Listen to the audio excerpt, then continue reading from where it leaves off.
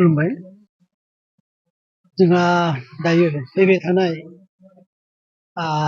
2024 मायथाइनि 4-5-6-7 सानब्रैनि जोङो बिराद गाजा गोमजायै मोनसे जों हाबाफारि लादों।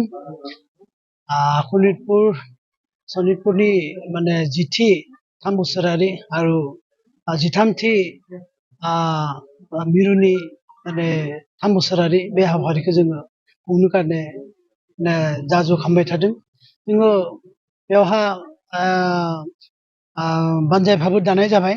जोङो बेयाव बानजाय आफादनि जोंहा दङ बिथां लीलाधर बर' आरो गाहाय नेहाथारि जोंहा ललित बर'। ओमफ्राय जोङो सनितपुर जिल्लायाबो सम्पुर्ण बेवहा सहायखौ जों खालामगासिनो दङ। जों गासै बियाब बिखेखকৈ जोङो सनितपुर डिस्ट्रिक्टआव जोङो गिदिंनानै गथै माने सांग्रांथि मेल लाबाय थादों।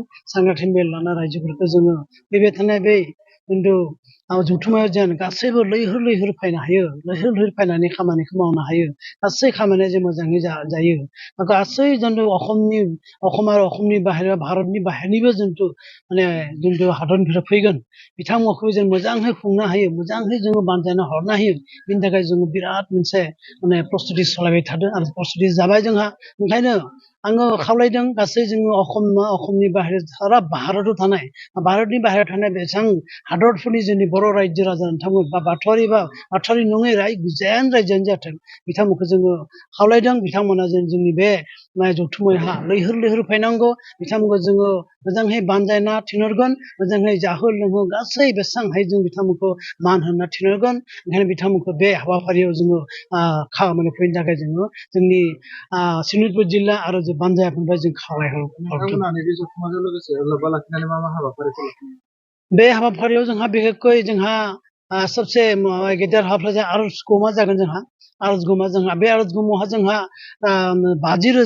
50,000 माने जों आर'ज हानजा माने आर'ज थागोन। जोंहा सुबुं लानानै जों खालामनाय जागोन। बेयाव खाम सिफुं जथा सेरजा जों हारिमुखौ लानानै जों बेवहा जेथिया जों गुबुन जेनेबा जों हारसा हारिफ्रा जेनेबा जों बिहुखौ जों बिथांमोना मोनसे गिनिज बुकआव रेकर्ड खालामनाय बादिनो जोंबो बे जोंनि आर'जखौ जों 50,000 आर'जखौ जों बे गिनिज बुकआव रेकर्ड खालामनो जों थांगासिनो दङ।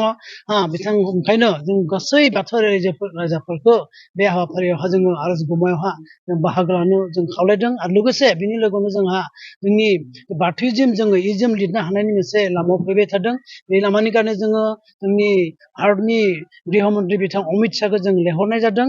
बिथाङा निस्सय फैनानै बे हाबाफारिखौ बे बाथौइज्मखौ होनायनि मोनसे फोसावगोन होनना जों आसा खालामदों। बे मोनसे जोंहा गोबां मोनसे माने गोबां बोसोरनि मोनसे आसा बा बर' रायजोफोरनि आसा होनना आं सानदों आरो।